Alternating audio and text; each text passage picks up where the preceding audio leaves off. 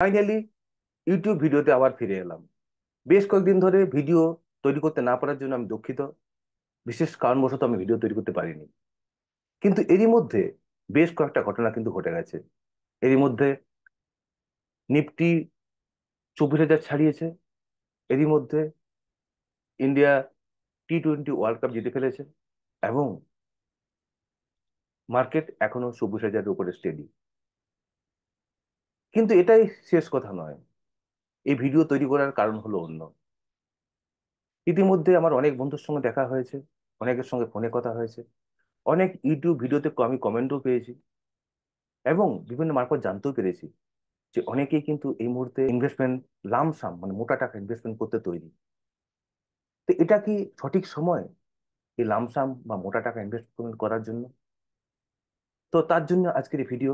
চলুন ভিডিওটা শুরু করি। আমি সন্দীপ, ইনভেস্টর মেন্টালিটি ইউটিউব চ্যানেলে আপনাদের সকলকে স্বাগত। যাই হোক, ভিডিওটা শুরু করার আগে যারা এই চ্যানেলটিকে এখনো সাবস্ক্রাইব করেননি তারা এই চ্যানেলটিকে দয়া করে সাবস্ক্রাইব করে নিন এবং এর বেল আইকনটা ছুঁয়ে দিতে ভুলবেন না, যাতে পরবর্তী ভিডিওর নোটিফিকেশন আপনারা সহজেই পেয়ে যেতে পারেন। মার্কেট 24,000 ছাড়িয়েছে। যে মার্কেট নভেম্বরের শুরুতে 19,000-এর কাছাকাছি ছিল, সেটাই এখন 24,000 ছাড়িয়েছে। মানে একটা ইন্ডেক্স, ইন্ডেক্স মানে হলো 50টা কোম্পানির এখানে গড়, মানে একটা রেশিওতে গড়। সেই ইন্ডেক্স 28% র্যালি করেছে। সুতরাং এক একটা ইন্ডিভিজুয়াল স্টক কতটা র্যালি করছে আপনি কিন্তু কল্পনাই করতে পারবেন না। যারা এই বুল মার্কেট লিডার, তারা যে কত পার্সেন্ট রিটার্ন দিয়েছে সেসব নিয়ে আমি মানে কোনো কথাই বলতে চাই না, আপনারাই দেখে নিন। তো মার্কেটের একটা নিয়ম আছে। আমাদের যিনি গুরু, মানে ইনভেস্টমেন্টের গুরু, সে ওয়ারেন বাফেট বলেছিলেন, be fearful when everyone is greedy, be greedy when everyone is fearful. তো শেয়ার মার্কেট বা স্টক মার্কেট থেকে টাকা তৈরি করতে গেলে কিন্তু এটাই কিন্তু মেন নিয়ম।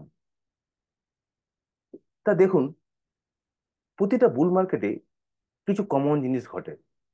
এই বুল মার্কেটের যখন টপে যায়, তখন সবার কাছে খবর পৌঁছে যায় যে মার্কেটে প্রচুর টাকা হচ্ছে। সবাই এফডি আরডি যা যা আছে সব ভেঙে বাড়িঘর বেচে তারা কিন্তু স্টক মার্কেটে ইনভেস্ট করার জন্য ছুটে আসে। তো এখন কি সেরকম ঘটনা ঘটছে না? এই যে ঘটনাগুলো বললাম, যে আমার বন্ধুর সঙ্গে দেখা হলো, আমাকে কল করলো অনেকে, অনেকে এই যে ইউটিউব ভিডিও যে কমেন্ট সেকশনে অনেকে কমেন্ট করেছেন যে তারা মোটা টাকা ইনভেস্টমেন্ট করতে চান। বা আমার যিনি গুরু, যাকে আমি একলব্যের মধ্যে অনুসরণ করি, তিনি একজন শিক্ষক, তার কাছেও তার কলিগরা সবাই জানতে চাইছে যে তারা টাকা ইনভেস্ট করতে চায়। তাই ভাবুন, একজন শিক্ষক, যার যাকে আমরা ধরে নিই যে বুদ্ধিমান প্রজাতি, তারা মার্কেটের টপে ইনভেস্টমেন্ট করতে চাইছেন। কিন্তু সে শেয়ার মার্কেট বলুন বা সবজি বাজারই বলুন, আপনি যদি ব্যবসা করতে চান তাহলে কি করতে হয় আপনার? কম দামে জিনিস কিনে বেশি দামে বেচতে হয়। তার বুল মার্কেটে কি হয়? প্রায় সমস্ত জিনিসেরই দাম বেড়ে যায়।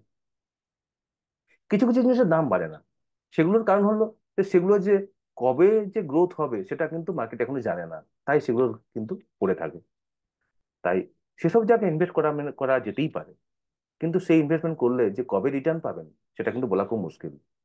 সুতরাং বেশিরভাগ ক্ষেত্রে এখন high price, over priced everything. তা এই মুহূর্তে লামসাম ইনভেস্টমেন্ট করা কি যুক্তিযুক্ত? একে আমি দুভাবে বলতে পারি, হ্যাঁ যুক্তিযুক্ত, হ্যাঁ না, বা না। যদি লামসাম ইনভেস্টমেন্ট করতে চাই আমরা, তার মানে কি এই মুহূর্তে ধরেই নিচ্ছি আমরা কিন্তু অনেক উঁচু দামে কিন্তু বিনিয়োগটা করছি। কিন্তু এই 28% যে র্যালি দিয়েছে, এতে মার্কেটের কিন্তু 10% 15% পড়ে যাওয়া, এটা কিন্তু মোটেই কোনো অস্বাভাবিক কিছু নয়। বা মার্কেট এখান থেকে সাইড ওয়াইজ 6 মাস 1 বছর যদি চলতে থাকে কোনো রিটার্ন না দিয়ে, সেটাও অস্বাভাবিক কিছু নয়। তাই যারা ভাবছেন যে মোটা টাকা ইনভেস্টমেন্ট করতে পারবেন বা চাইছেন, এবং তার ধৈর্য আছে যে 2 বছর রিটার্ন না পেলেও চলবে বা 1 বছর রিটার্ন না পেলেও চলবে, তারা কিন্তু করতেই পারেন। কিন্তু আমার মনে হয় যারা এই মুহূর্তে লামসাম ইনভেস্টমেন্ট করার কথা ভাবছেন, তারা কিন্তু বেশিরভাগই লোভে পড়ে আসছেন। তাদের সেই ধৈর্যটা কি আছে? এটা কিন্তু আগে নিজেদের জিজ্ঞাসা করুন। তার মানে কি আমি বলছি যে মার্কেট এখান থেকে কারেক্ট করবেই? না, একদম বলছি না। মার্কেটকে কেউ প্রেডিকশন করতে পারে না, এক ভগবান বা একজন ফ্রড ছাড়া। তা এখান থেকে মার্কেট যে আরো কত দূর যাবে তার কোনো ঠিক নেই। সুতরাং যদি ভাবেন যে এই বুল মার্কেটকে আপনি মিস করতে চান না, তাহলে আপনি কিন্তু কিছুটা ইনভেস্টমেন্ট করতেই পারেন। কিন্তু যদি আপনি ভাবেন যে রিস্ক মানে এতটা রিস্ক নেবেন না, বা আপনার বুদ্ধিমত্তাকে কাজে লাগাবেন, তাহলে কিন্তু আপনার ভাবা উচিত যে এই মুহূর্তে কি পুরো টাকাটা বিনিয়োগ করা উচিত হবে। এটা নিজেই নিজেকে জিজ্ঞাসা করুন। অ্যাকচুয়ালি ইনভেস্টর যারা, তারা কিন্তু মানে বিয়ার মার্কেটে ইনভেস্ট করে। এই মার্কেটের যে আমাদের যে উত্থানটা, মানে এটা হলো পাহাড়ে ওঠার মতো। আপনি যত পাহাড়ের উপর উঠতে থাকেন, নিচের যে সৌন্দর্যটাকে আপনার কিন্তু বেশি ভালো লাগতে শুরু করে। তা মার্কেট এখন একটা টপে গিয়ে দাঁড়িয়ে আছে। সেই মুহূর্তে আপনি চেয়ার নিয়ে বসে আপনি সমস্ত প্রাকৃতিক দৃশ্য দারুণভাবে উপভোগ করছেন। আপনার যে ইনভেস্টার অ্যামাউন্ট সেটা দিনের পর দিন বাড়ছে, চোখের সামনে আপনার মেঘগুলো ভেসে বেড়াচ্ছে। আপনি সেগুলো দেখতে পাচ্ছেন, সেই আনন্দটা কিন্তু আপনি নিতে পারছেন। কিন্তু যারা হুট করে এসে বিনিয়োগ করতে চাইছেন, তারা অনেকটা হেলিকপ্টারে করে বা হেলিকপ্টারে করে এসে পাহাড়ে চূড়ে গিয়ে পৌঁছে যাওয়ার মতো। তাদের এনার্জি প্রচুর, তারা জানেই না যে কিভাবে উঠে আসতে হয়েছে, বা এখান থেকে যদি অল্প গড়িয়ে যায় তাহলে গিয়ে কোথায় গিয়ে তারা পড়বে। তার আইডিয়া নেই তারা কি করে বাঁচবে। তো তাদের পক্ষে এই উত্তেজনাটা থাকাটাই স্বাভাবিক, এটাই বুল মার্কেটে হয়ে থাকে। বুল মার্কেটে এটাই নিয়ম, যে সবাই খবর পেয়ে যায় মার্কেট প্রচুর হাই হচ্ছে, প্রচুর টাকা হচ্ছে। আর বিয়ার মার্কেটে ঠিক উল্টোটা, মার্কেটে সবাই টাকা হারাচ্ছে, এটা একটা জুয়ার জায়গা। তাই নিজে নিজে অ্যানালাইসিস করুন, বুঝুন যে এই মুহূর্তে ইনভেস্টমেন্ট করাটা কি ঠিক। কিন্তু যদি এসআইপি বলেন, এসআইপি কি আপনি বন্ধ করে দেবেন? না, একদমই করবেন না। এসআইপি হলো একটা নির্দিষ্ট পিরিয়ড পর পর একটা টাকাকে ইনভেস্ট করে যাওয়া, যেমন আপনি আরডি তে করেন, সেটাই একটা এসআইপি। মিউচুয়াল ফান্ড এসআইপি কি আমরা সহজ করে এসআইপি বলি, বাট আরডিও একটা এসআইপি, যেটা নির্দিষ্ট টাইম পিরিয়ড পর পর আপনি কিন্তু ইনভেস্টমেন্ট করে যান। তো তার মানে কি আপনি উঁচু দামে কিনছেন, কখনো নিচু দামে কিনছেন, কিন্তু পুরোপুরি পথটা কি হলো, একটা অ্যাভারেজ গিয়ে গিয়ে আপনার দাঁড়িয়ে যাবে। সুতরাং সুন্দর একটা রিটার্ন পাওয়ার চান্স কিন্তু খুবই বেশি থাকে এই এসআইপি কন্টিনিউ করলে। তাই এসআইপি কন্টিনিউ করা যেতেই পারে। বা যদি ভেবে থাকেন যে 5 লাখ টাকা ইনভেস্টমেন্ট করবেন, আপনি স্ট্যাগার্ড ওয়েতে করতে পারেন। যে মার্কেটের এই হাই আপনি পুরোটা করবেন না, ধরুন 1 লাখ করলেন, বাকি টাকাটা রাখলেন। একটা মার্কেট কিছুদিন পরে আপনি আবার ইনভেস্টমেন্ট করলেন, আবার মার্কেট ফল করলো, একটা মোটা টাকা ইনভেস্টমেন্ট করলেন। এইভাবে কিন্তু আপনি এটাকে ভাবতে পারেন। কিন্তু এখানে কোনো কিছু রিকমেন্ডেশন নয়, আমি কোনো কিছুই আপনাদের করতে বলছি না। আমি শুধু আপনাদের ভাবাতে চাইছি যে এইভাবে ব্যাপারটাকে ভাবুন।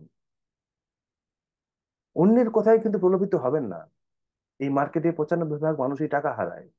সুতরাং 95 ভাগ মানুষ টাকা হারায় মানেই হলো যে ম্যাক্সিমাম লোক যে কাজটা করতে চাইছে সেটা কি ভুল হওয়ার চান্স হওয়ার খুবই বেশি। তাহলে বেশিরভাগ লোক টাকা হারাচ্ছে কেন? তা বেশিরভাগ লোক কি করছে না, সেটার দিকে আপনি তাকান। নিজেকে আউট অফ ক্রাউড করুন, লোকজনের কাছ থেকে দূরে দূরে সরিয়ে নিন নিজেকে। তাই যারা মিউচুয়াল ফান্ড নতুন করে করতে চান, তারা তাদের সব থেকে ভালো হলো নিজেদের শহরের কাছাকাছি ক্যাম্পস, CAMS এর অফিসে গিয়ে আপনাদের ডকুমেন্ট নিয়ে দেখা করুন। সেই ক্যাম্পসের অফিস থেকে যে কোনো mutual fund, state state bank হোক, আইসিআইসিআই হোক, পরাগ পরাগ হোক, বা নিপন হোক, সব মিউচুয়াল ফান্ডে কিন্তু আপনি কিন্তু করতে পারবেন। এখন যদিও অ্যাপ থেকেও কিন্তু আপনি মিউচুয়াল ফান্ড করতে পারবেন। ইনভেস্টমেন্ট অপশনে গিয়ে ইউনো থেকে কিন্তু আপনি স্টেট ব্যাংকের মিউচুয়াল ফান্ডগুলো কিন্তু করতে পারবেন। কিন্তু সেখানে কাস্টমাইজেশন অপশনগুলো অনেক কম থাকে। ধরুন মাসে মাসে 5,000 টাকা আপনাকে দিতে হবে, কিন্তু আপনি চান যে এত টাকা আপনি দিতে পারবেন না, মাসে মাসে 2,000 টাকা করে দেবেন। তো সেই কাস্টমাইজেশন অপশনগুলো আপনি ব্যাংকে গেলে পেয়ে যাবেন, মানে যেখানে করবেন, স্টেট ব্যাংকে করলে স্টেট ব্যাংকের গিয়ে, আইসিআইসিআই করলে আইসিআইসিআই গিয়ে, বা ক্যাম্পের অফিসে গিয়ে, সেখানে সমস্ত মিউচুয়াল ফান্ডগুলো আপনি কিন্তু করতে পারবেন সমস্ত সব থেকে কম ব্রোকারেজ দিয়ে আপনি কিন্তু করতে পারবেন। তো সেখানে কিন্তু কাস্টমাইজ অপশনস গুলো আপনি কিন্তু নিতে পারবেন। সুতরাং এই ভিডিওতে আমার পক্ষে যতটা সম্ভব আমি আপনাদের আইডিয়া দেওয়ার চেষ্টা করলাম যে লামসাম ইনভেস্টমেন্ট করবেন কিনা, এরপর কোথা থেকে করবেন, মিউচুয়াল ফান্ড স্টার্ট করবেন কিনা, শেয়ারে ইনভেস্টমেন্ট করবেন কিনা। তো সেই দক্ষতা যদি থাকে শেয়ারের বাছার এই মুহূর্তেও, তাহলে আপনি করতে পারেন। তো তার জন্য যে এক্সপার্টাইজ লাগে সেটা একটা দীর্ঘস্থায়ী একটা এক্সপিরিয়েন্স লাগে। নলেজ কিন্তু আপনি বই পড়ে বিভিন্ন লোকের ভিডিও দেখে জানতে পারবেন, কিন্তু এক্সপিরিয়েন্স সেটা যে দীর্ঘদিন না থাকলে হয় না। যাই হোক, এই ভিডিওর কন্টেন্ট ভালো লাগলে আপনারা অবশ্যই ভিডিওটাকে লাইক করুন, বন্ধুদের ছড়িয়ে দিন। ধন্যবাদ। আমি পরের ভিডিও নিয়ে খুব শিগগির আসছি।